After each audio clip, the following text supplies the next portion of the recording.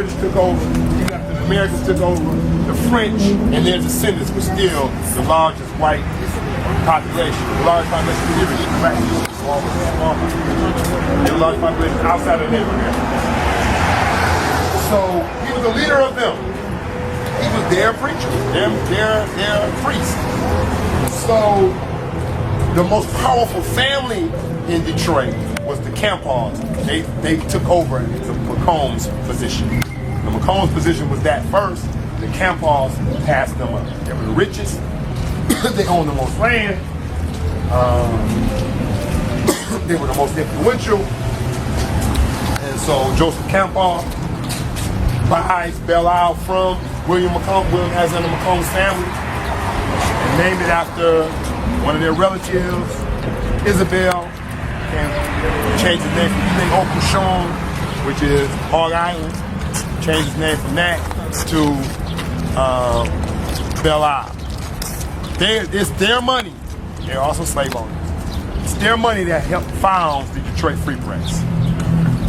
His nephew, so Campbell's married to Adelaide de Quinder. So with two rich French families married. So these were French families that. French families, yeah. Yeah, yes. The McCombs and who? De Quinder. De Quinder. Okay. So they launched the Detroit Free Press.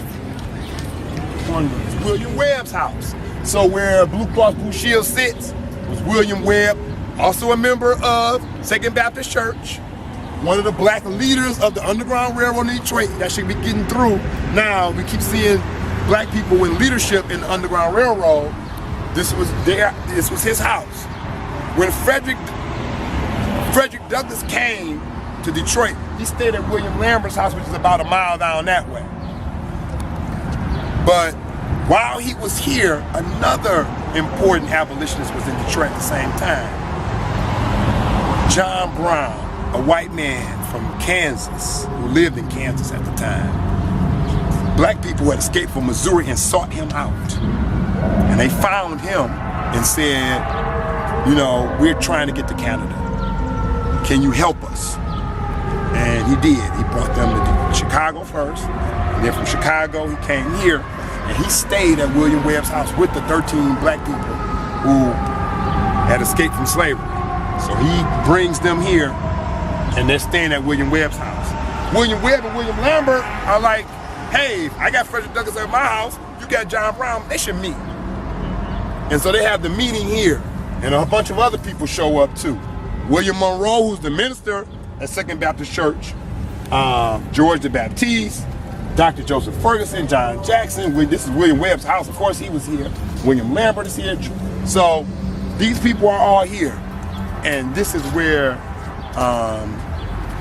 John Brown tells his plan of what he's going to do to end slavery. Because John Brown is a white man.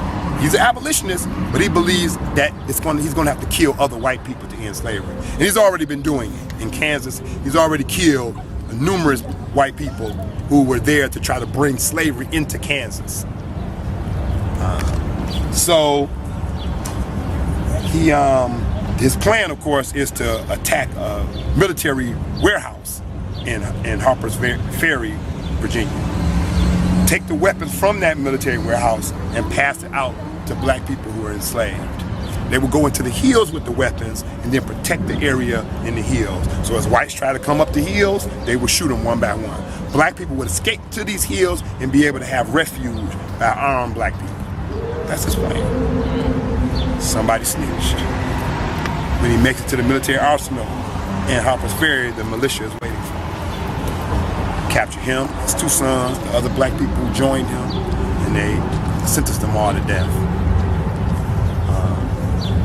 But Frederick Douglass, of course, didn't believe the plan was going to work. You know, so he doesn't join because he didn't think it was going to be successful. Frederick Douglass did believe bloodshed was going to have to end slavery, but he believed that the United States government was going to have to be on the side of that bloodshed. They was going to have to be fighting to end slavery. So this is where they met. They would meet again over in Canada, in Chatham. But the first meeting happens right here in Detroit. And Asala put this marker here in 1962. They were, at that time, they weren't Association for the Study of African American Life and History. They were Association for the Study of Negro Life and History. But the Detroit branch of ASALH put this here in 1962. It's really owned in French, and John R. is named after him. John R. runs for Congress. He's going to represent Michigan in Congress, particularly Detroit. And while he's running, Gabriel Richard joins the race. Priest, the leader of the French community in Detroit. So he runs again. Now, of course, everybody thought the Campballs had it in the bag until Gabriel Richard joins the race. Then, of course, it's a foregone conclusion. Nobody's going to vote against Gabriel Richard. The Campballs sue and say that Gabriel Richard is still a French citizen. He has an established residency. So they sue because of his residency. He renounces his French residency, becomes an American citizen, and wins. And the Campballs leave the Catholic Church. And after they leave, the Catholic Church excommunicates them. So, when you go down to the cemetery down there, you have Mount Elliott and the other one, Elmwood. Yeah. So on one side, Mount Elliott is the Catholic, and Elmwood is the Protestant. So the Catholic Campballs, before they got kicked out, are all buried on the Mount Elliott side. And after they got kicked out and quit the Catholic Church, they are on the Protestant side, Elmwood. So beef between the Campballs and Catholic Church it extended to after that. We're at George the Baptiste home site. If there was one leader of the Underground Railroad in Detroit, there wasn't. But if there was, it's George the Baptiste. Or you could argue William Lambert and him are about equal. But George the Baptiste and William Lambert, and we're at the George the Baptiste home site. He was at that meeting when Frederick Douglass and John Brown met. And his idea was, yeah, John Brown, I hear what you're saying, but let's go down south and blow up institutions that are run by these slave owners. That's what we need to do. So he was going to buy a lot of gunpowder, and they were supposed to go down south secretly and blow up white churches, white slave owner big houses, plantation homes. That was the plan that he had. Of course, everybody didn't buy into that plan, but that was his plan. So he was a longtime Mason and one of Detroit's most active and impassioned black community leaders. He lived here during the 1850s and 60s. He was born in Virginia about 1815. He moved to Madison, Indiana, and became involved in the Underground Railroad. They put a hit out on him. The slave owners were going to kill him because he was such an abolitionist. They put a hit out on him. He had to leave and come to Detroit. Now, was he French or? The Baptiste is not French, no. He's a black man. He's not French. Where did you get that name? Yeah, where he get that name from? His name, no doubt, comes from one of his ancestors who probably was enslaved by a Frenchman. So he himself was not, but no doubt one of his ancestors probably was. So he went to the White House. He worked in the White House. After working in the White House, he came to Detroit, had several successful businesses.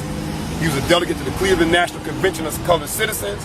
He was an agent for the Freedmen's Aid Commission. During the Civil War, he was organized in Michigan's Colored Regiment. He died in 1875. His house was right here. And he also, if you made it to his house on the Underground Railroad, this was your last spot. He had his own boat called the T-Whitney. And he also had a paid oarsman who would oar you over